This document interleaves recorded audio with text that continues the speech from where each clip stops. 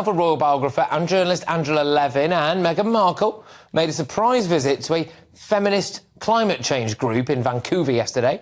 The Duchess of Sussex went to Justice for Girls for the first time since January 2020, days after she sensationally quit the royal family. And taking to Instagram, obviously, after the visit, Justice for Girls wrote, "A feminist advocate from a young age herself, the Duchess was keen to chat with two of our teen interns to discuss their personal struggles for justice. Her genuine and understanding approach left the girls feeling heard, supported and inspired." So, Angela, has the Duchess made the world significantly better over the last 4 years through her activism? No, not at all, because it's nonsense. She hasn't known how to do things. She's often there for 5-10 minutes. All you see is that 5-10 minutes that get the money and they're off. She's off. So she doesn't spend a long time really talking. There's a lot of phony smiles. And it's just because she needs ticks now for loads and loads of things that she's going to do across a wide range. I mean, what she's really done the most of is flying in private jets.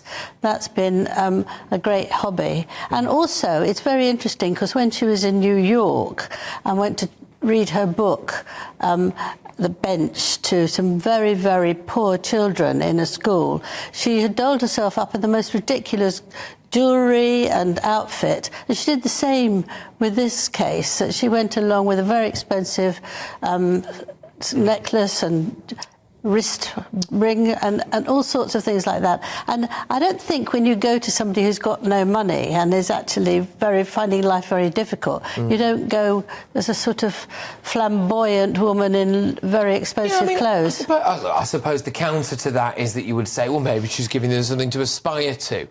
No, I don't think so. It's to show off, isn't it?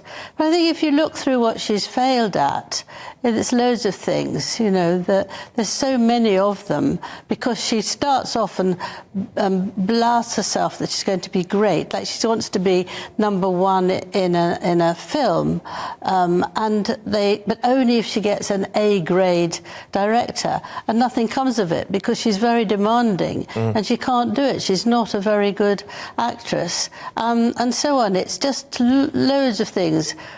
Bearing in mind that they left the royal family, at least in part, because they wanted to go and do a load of activism, they wanted to go and do a load of charity work.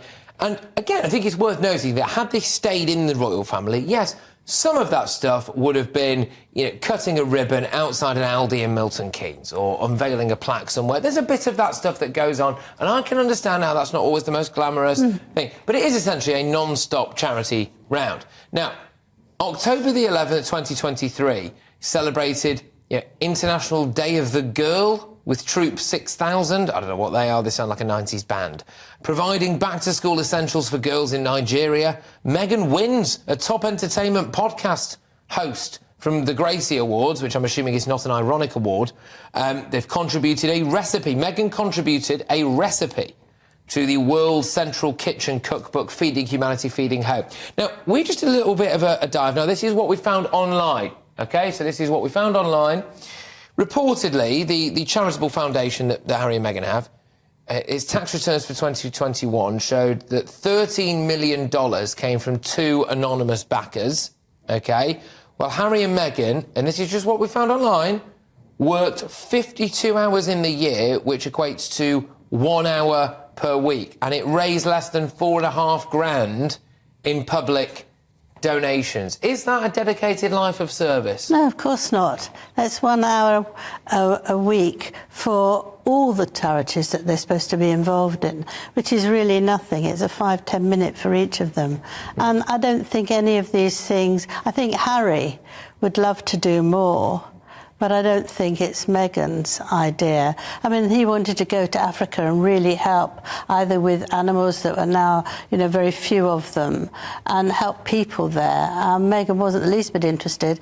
Meghan's got the thing of pushing herself, that's the thing. Harry still has quite a lot of wishing he could do proper charity work, but she won't let him and drags him with her. And of course it is actually shameful to pretend that you are somebody that people should look up to, because if we all did 1 hour a week or a month or a year with our charity, it would be absolutely appalling.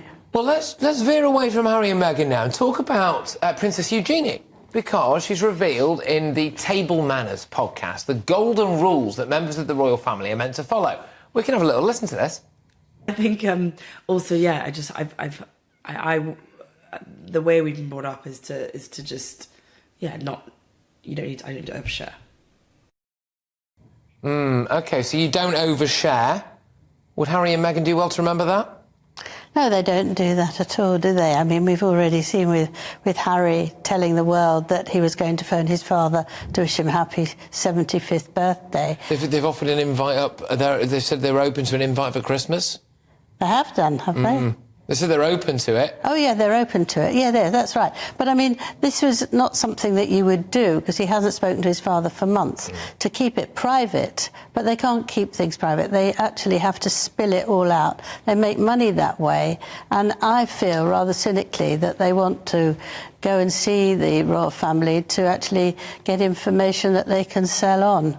That would be the fear, wouldn't it? That would be the fear, that they simply could not be trusted. And, you know, you look at some of the things, again, that they've done here, International Women's Day, elevating working women. What does all of this really mean? You know, the Duchess of Sussex, her patronage SmartWorks partnered with Kuyana, a women's empowerment initiative. Is it just a kind of word salad that people... This is like LinkedIn for charity work? Yes, it's known very much as Meghan and the word salad, because if you actually listen to what she says, you can't actually hear it at all. I mean, she said one thing just recently when she was in her beige dress, and she said she's very excited because she's going to do all sorts of things, including helping people to feel. Well, you tell me, how do people feel? Helping people to feel. Helping people to feel. Right. Yes. Well, you know, she thinks that she was thinking that was rather important, but do you know what that means? Well, I don't know what it means. I do a lot of work in helping people to blink and helping people to inhale oxygen as well. But Angela, thank you very much. We're out of time. Okay. That was lovely stuff there. That is the royal biographer and journalist Angela Levin. Now, the Duke and Duchess of Sussex have previously said the Archewell Foundation believes that compassion is the defining cultural force of the 21st century, and through its work, Archewell Foundation supports a growing community of partner organisations fuelling systemic cultural change. Grief. Archewell Foundation listens to people and their communities, helps them tell their stories, puts real action behind its words and spotlights a new generation of leadership.